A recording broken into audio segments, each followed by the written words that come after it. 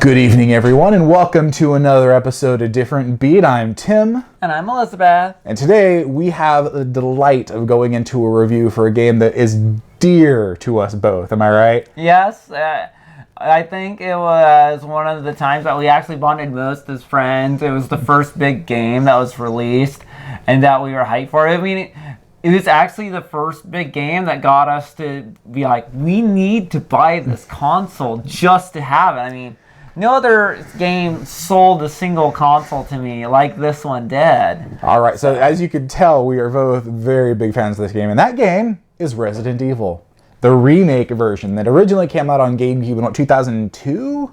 2001. No, 2002. Okay, right. Yeah. Resident Evil. Before this, you and I had loved Resident Evil. We played the first one, we played the second one, we played the third one, and we were like, Resident Evil, yes, great series, we love where it's going, we want more of this. Yes. And so here we are, you know, a couple years after the third installment. Actually, it was right after, well, not right after, but very shortly after the original release of Code Veronica. Oh, that's right. Yeah. You're right. You're absolutely right. I forgot about Code Veronica. Probably for the best, honestly. But anyway, that can be another review. So, we get it. We hear about it. First, we see screenshots blowing our mind. I mean, back then, that game looked incredible. It really did. It looked like so realistic. Like, it was just blowing our minds. And we really liked the darker elements and how they were just brought out so much better on that generation's graphics compared to the original PS1. And so that was like a day one release. In fact, that's probably the first video game in my life I've ever owned on launch day. That was probably the first one for me. Yeah, I didn't own it on launch day. I hadn't quite got my GameCube yet, but I got it very quickly afterwards with the game. One thing that there's a difference here, though, the lead up to Remake, I was actually a lot more nervous than he was because while he was a fan of Resident Evil, he didn't really felt the actual series took off until Resident Evil 2. Even before Remake, I actually preferred Resident Evil 1 and the Spencer Mansion to Resident Evil 2 setting. So I was going into the Remake, while it looked beautiful, I was incredibly scared it wasn't going to be as good.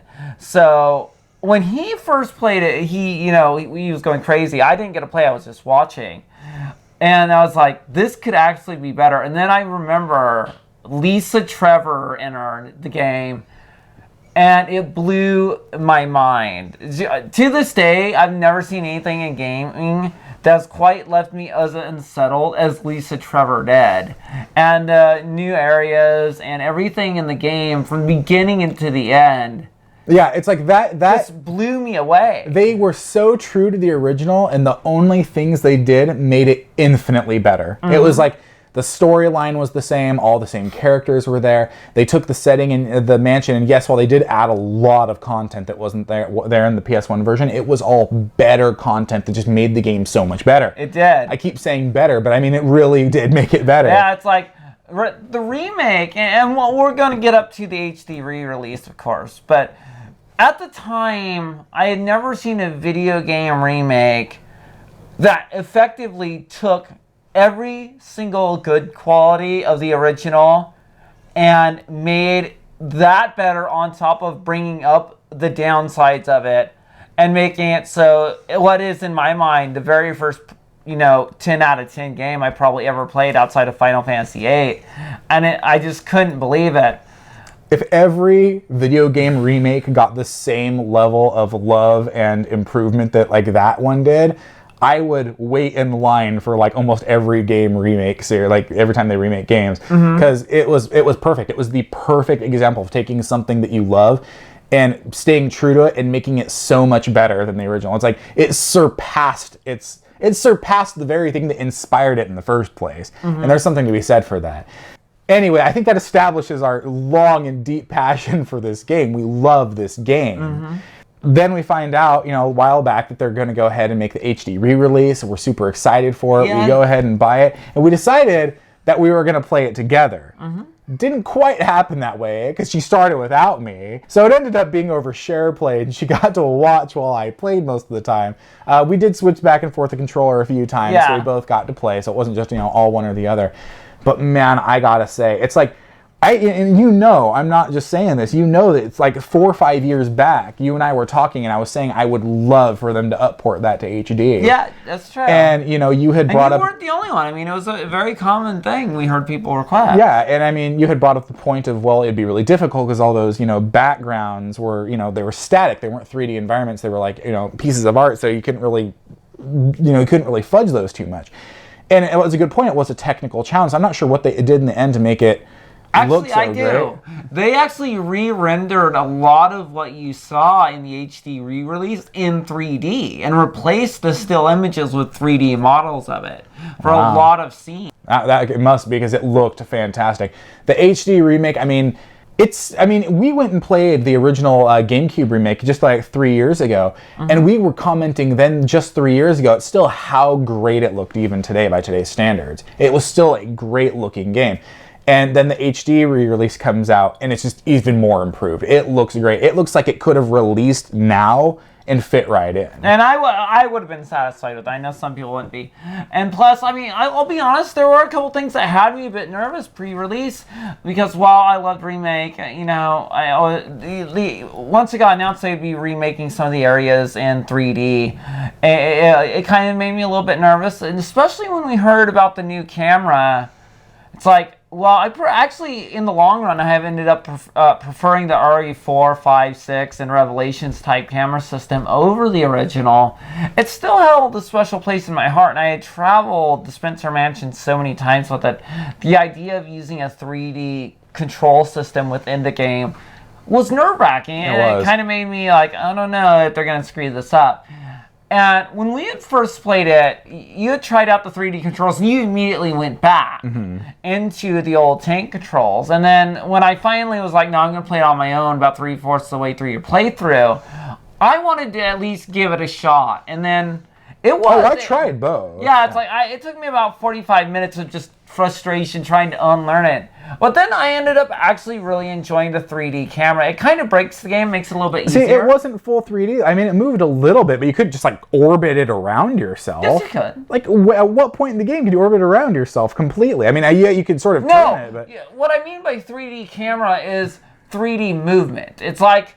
Oh, gotcha. Okay. Jill I thought you were. I mean, I know that the camera now isn't completely static. It slightly follows, so it's like they've done some work there. But I thought you were implying that there was part of the game where you stood there and you could just make the camera rotate all around your character model in a fully rendered environment. You're I was like, right. what game did you play? Okay. But the 3D character movement. Gotcha. Okay. So it's like, but it makes it really easy because you don't hold the button to run anymore with this. So you get up close to a zombie and you can easily juke out of the way, easily bypass a lot of stuff. That's very But still, true. It was a lot of fun. I ended up really liking it, just like I ended up thinking it was beautiful. So again, this game now twice has blown our expectations away. Passed me in every way. To me, it's the definitive way to release an HD update. The fact they added Resident Evil 5 Chris, I know to some fans that's not a positive, but for me, I love RE5 Chris. My favorite Chris design. Amazing. I love RE5 Chris.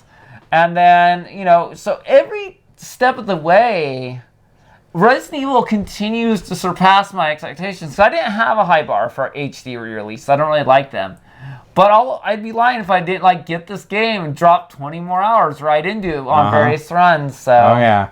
No, I mean we even talk, I mean we're not, neither of us are trophy fiends that already established. You and I talked about going through and just doing like the knife only run and stuff like that, just for fun, because even though it's a game we've played probably over a dozen times a piece in various forms, it's still so good to us that we're like, you know what, let's just do it again. Yeah. Only, you know, and we'll go through it together and it'll be a lot of fun.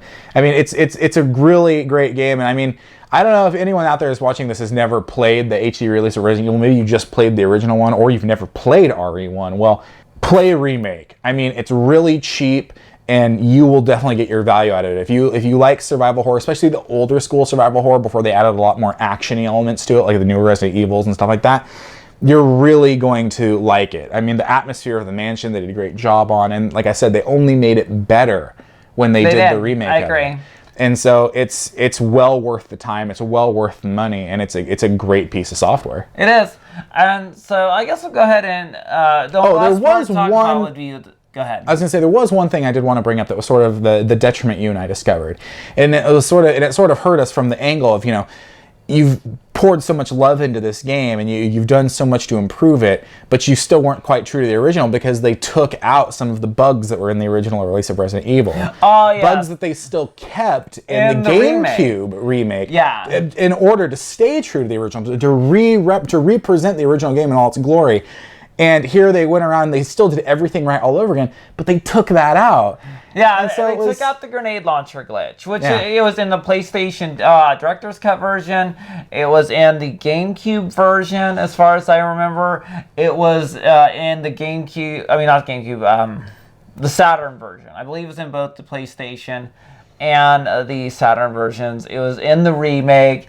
It was even in the DS remake, I guess you could call it. Resident Evil. It had a DS name, I think Dual Survivor or something. But no, I don't know. I never played any of those.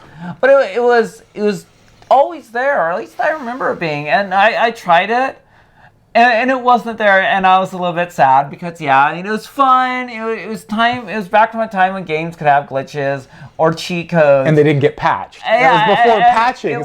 It was a time before. It's like, go ahead, cheat. As long as you're enjoying the game your way. Yeah. Here's cheats for you to have fun with, and not, okay, buy cheats as DLC. I know, and they don't even really do that, really. I mean, it's usually just alternate things that you can use to make gameplay different, but like, I don't want to go too much onto a big nostalgic kick right here, but I kind of miss those days where it's like, you would play a game and you'd get it and you'd either find a glitch on your own or you'd go onto the internet and find people like seeing this glitch and you'd always be like, whoa, that's fun.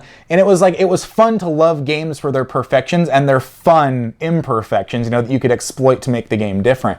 And it was just like, it was just part of the art of, gameplay. It was really, really awesome. And it really, I mean, I know gaming is a much more streamlined industry now. There's a lot more QA in it. Stuff like that just gets patched immediately because it breaks. But it's like, I still think there's something just beautiful about that. You know what I'm talking about? Well, I think that's the entire basis for why a lot of people love Metroid. Sequence breaking, doing things that wasn't necessarily intended for you to do, but it's a way to enhance the game.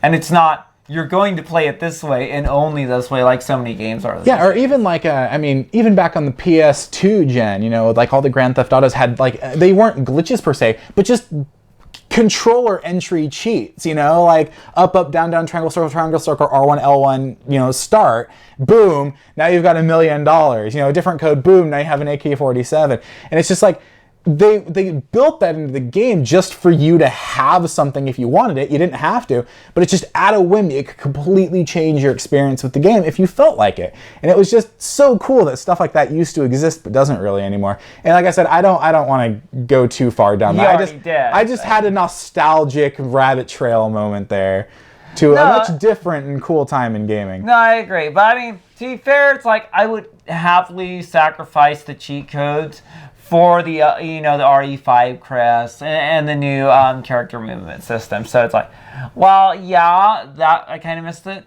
I didn't miss it enough to like. Oh, it didn't break the game at all. It didn't break the game at all. It was just one of those things we tried it and we're like, ah, okay, well, let's move on. And I mean, I think the biggest defense of it wasn't even necessarily that we couldn't exploit it. Was more that it was just sort of sad that in that re-establishing the love of it, they took that out, therefore making it untrue to, like, even the beautiful imperfections of the original game. Mm-hmm. So, just from like a sort of looking back with fondness thing, it was sort of like an sad moment. But overall, still great. I mean, like I said, you will not go wrong if you go and buy this.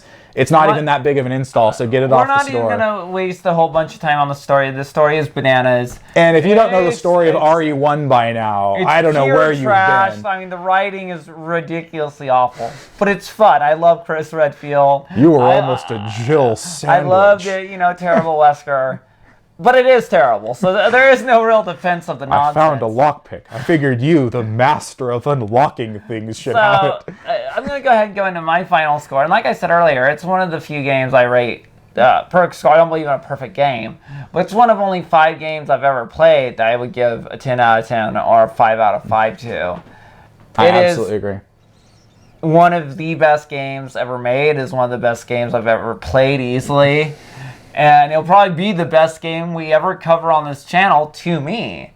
But I mean, I might have one or two that come close to competing, but I mean, you can't beat a 5-star rating anyway. You can just tie a 5-star rating. So it's like, it's definitely not a contender for Game of the Year, obviously. We wouldn't give it to Resident Evil or new stuff like Kirby or that. But outside of Kirby and Splatoon, it is the best game I have played this year. And I think if you haven't played it before, you should definitely give it a chance. And if you haven't played it before and you don't like it, well, there's something seriously wrong with you. No, it's like, I'd actually love to hear the reasons why. I mean, I know a lot of people say the tank controls, they just can't get into it. But me, I thought the 3D character movement actually fixed a lot. So if you still don't think it works, I'd really love to hear in the comments exactly why that is, and you know that you're differing opinions, so please let us know. Yeah, and if you like the video, feel free to give it a thumbs up. Be sure to subscribe as we upload new content every single Sunday, sometimes more than that if we're feeling crazy. And stay tuned, because in the next couple weeks, we're going to bring you up finally our Witcher 3 review. And Evolve, which we know we did promise to do both those this week, I apologize. It has been rather tumultuous. We've had some issues outside of this. And honestly, we had been prepping these other games anyways, so we just went ahead and did that so we could really put more time in getting Evolved, all our characters leveled up. We didn't play it at launch, we're going into it a little bit late. And Witcher, we really wanted to make sure that all the side quests got done and everything. And there's a lot of them. And everything was really discussed in depth. So we will be covering those in great detail in the next couple of weeks. Absolutely. And then, yes, I can't wait to clear enough time to start digging into Arkham Knight, too. That's going to be a great one. So anyway, thank you guys for tuning in. Like Beth said, go ahead and leave your comments below. Let us know what you think about Resident Evil. Otherwise, we will see you guys next time. Thanks a lot. Take care.